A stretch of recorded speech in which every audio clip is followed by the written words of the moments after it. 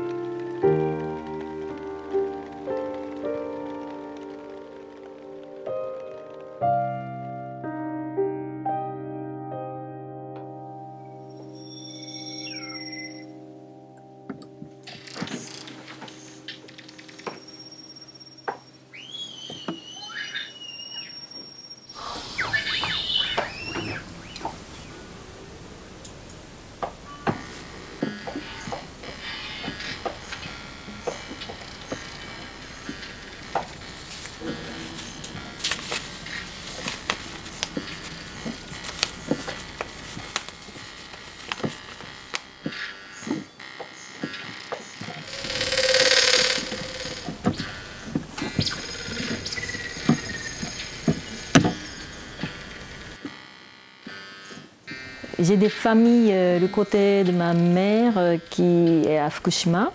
En 2012, je suis allée à la ville de Koriyama de Fukushima pour faire un bénévole, juste une journée pour une école, une sorte d'école maternelle qui organise la sortie d'école dans la journée. Ils font ça pour que les enfants puissent s'amuser dehors pleinement, en profitant pleinement de la nature et tout. Parce qu'en fait, malheureusement, après la catastrophe, certaines villes très fortement contaminées, comme d'ailleurs la ville de Koriyama, les enfants, ils ne peuvent pas rester dehors longtemps par jour. Donc lorsque je suis allée au lieu de rendez-vous, et évidemment il y avait plein d'enfants qui étaient déjà là, et ses parents aussi qui étaient là. Mais ce qui m'a frappée, c'est qu'il n'y avait personne qui mettait le masque. Et puis les gens mettaient par terre son sac et tout. Et mais en même temps, ça m'a un peu étonnée, mais en même temps, en réfléchissant, je pense que comme ces gens-là, ils vivent toujours sur place, à un moment donné, je pense qu'on devient un peu, comment dire, insensible. Parce que si on doit faire attention à toutes les choses, c'est invivable. Tu peux pas vivre sa vie. Donc à un moment donné, petit à petit, on oublie ou alors on laisse ailleurs l'inquiétude et tout. Après, en fait, en discutant avec mon cousin, il commence à dire que oui, maintenant il y a tellement d'informations par-ci par-là qui sont contradictoires. Je ne sais pas quelle version que je peux faire confiance. Et du coup, j'ai l'impression que quand même, c'est le côté très, très humain, je pense. Même moi, ça serait peut-être pareil si j'étais dans la même situation. Donc il a tendance à vouloir croire les versions qui disent que voilà, en fait, vous pouvez toujours vivre, il n'y a pas de danger. Il ne sait pas à quoi il peut vraiment faire confiance, quelle version, voilà. Il y en a certains spécialistes qui disent que voilà, c'est vraiment c'est assez sérieux au niveau contamination, alors il faut faire évacuer au moins les enfants parce que la radiosensibilité chez les enfants c'est beaucoup plus élevé. En plus de ça, à la campagne du Japon, traditionnellement, les gens habitent dans une même maison, grande maison, avec 3 générations. Donc c'est le cas de mon cousin. Et du coup, je pense que ça doit être assez difficile à avoir la séparation, justement, avec, par exemple, les grands-parents avec les petits-enfants. Et c'est assez douloureux. Alors on peut ne pas avoir le stress pour avoir la nouvelle vie. Il a décidé de rester là-bas, même si il sait plus ou moins que c'est dangereux, la radioactivité et tout qu'ils reçoivent. Mais par contre, lui, avec son école, ils font régulièrement la décontamination de la Terre, de sorte que la radioactivité que les enfants reçoivent soit réduite. 4月11日、母のふるさとの川俣町も一部避難指示。避難区域がいよいよ近づいてきた。母のふるさとまで奪われつつある。あなたは母のふるさとを失ったことがありますか。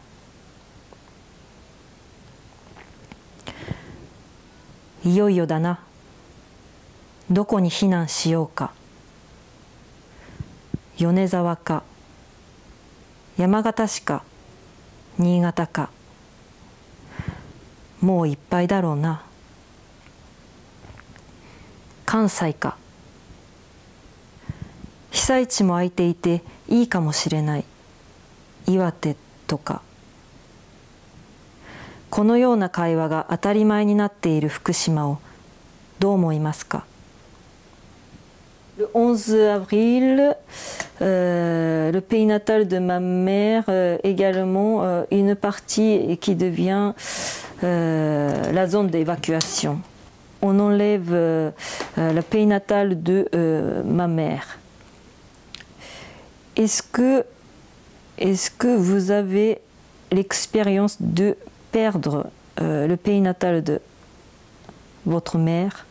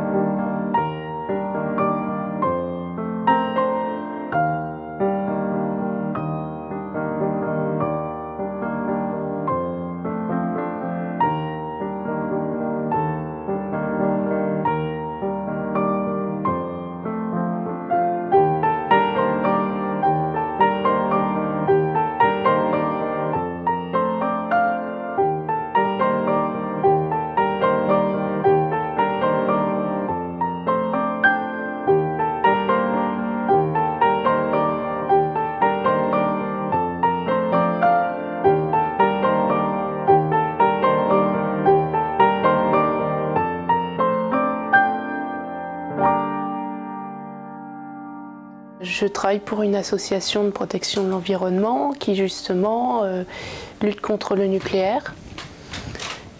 Et quand l'événement est arrivé, je n'ai eu aucun moyen de recul.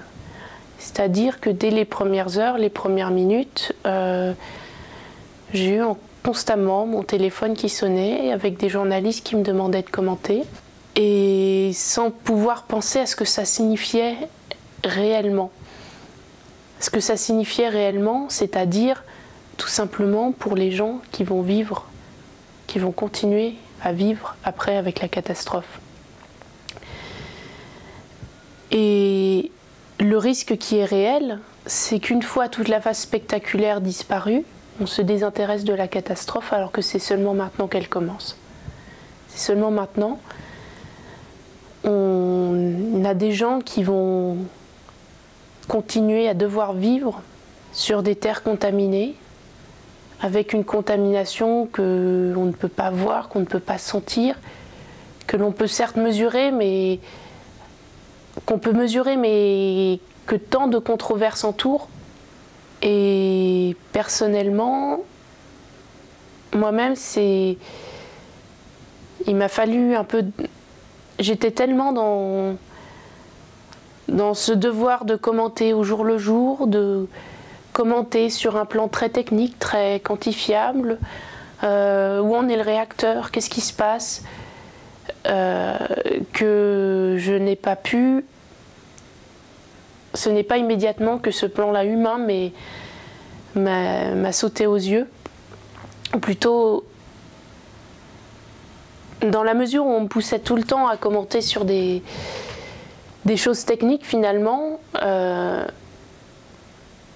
il n'y a pas vraiment eu de questions sur ça, alors que c'était vraiment, en fait, le plus important.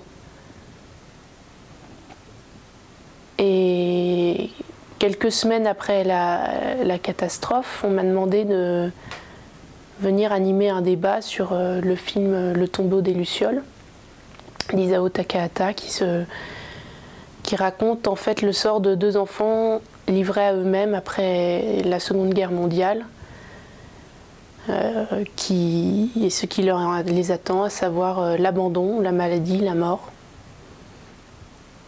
Et c'est seulement à ce moment-là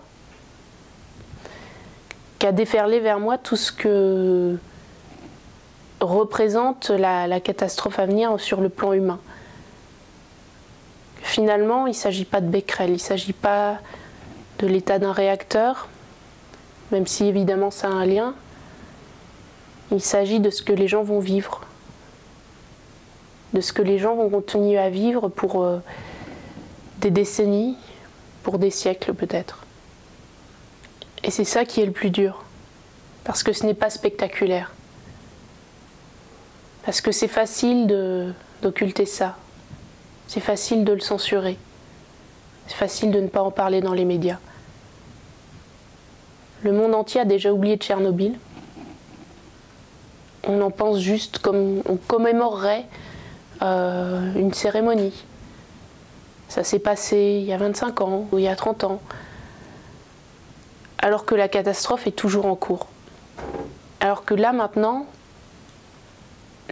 des gens continuent d'en souffrir, des gens continuent d'être malades, des gens continuent de subir la perte de gens qui leur sont chers, d'un territoire où ils ont vécu, où ils ne peuvent plus revenir. La perte aussi du sens, quand tout est dans le déni, quand certains nient que la catastrophe dure encore. Et ça, déjà, c'est à l'œuvre à Fukushima. Il s'est produit un événement pour lequel nous n'avons ni système de représentation, ni analogie, ni expérience. Un événement auquel ne sont adaptés ni nos yeux, ni nos oreilles, ni même notre vocabulaire. Tous nos instruments intérieurs sont accordés pour voir, entendre ou toucher. Rien de cela n'est possible. Pour comprendre, l'homme doit dépasser ses propres limites. Une nouvelle histoire des sens vient de commencer.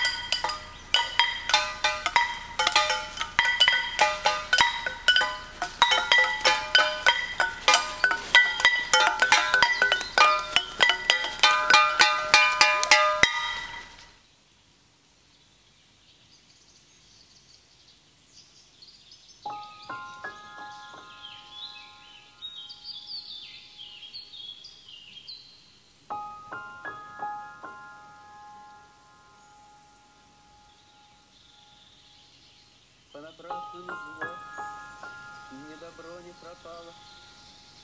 Все горело светло, только этого мало.